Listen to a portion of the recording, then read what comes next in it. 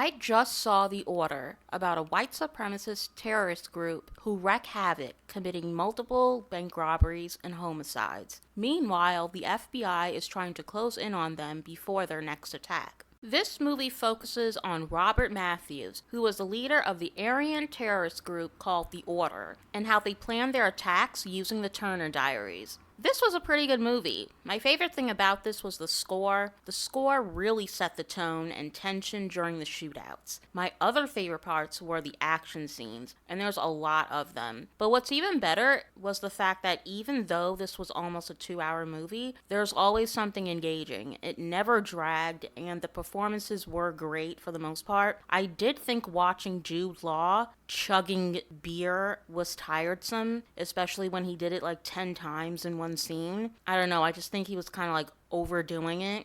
Like, we get it, you're an overworked, traumatized cop who's trying to catch the bad guys. Like, we've seen this a million times before. Put the beer down and get it together. I did think Nicholas, who plays Robert Matthews, was miscast because of how he looks. His acting was great, and he looks great, but that's the problem. He looks like an actor. He doesn't look like someone who would join a group like this. He looks too good looking. The other men who were a part of this group did look more in line to how these men look in real life. A dirty, grimy appearance. But despite that, Nicholas does give a great performance, and he was my favorite character. It was interesting seeing a movie about the different rifts between white sectors in the white community. They're bickering over who will rule the black masses, because at the end of the day, that's really what this is all about. But it was nothing new. There's a lot of this type of talk all over the internet. Basically, some white supremacists are mad at quote unquote Jewish people because they think that they have all the power and they're hogging all the power. Like, they want some of that power too.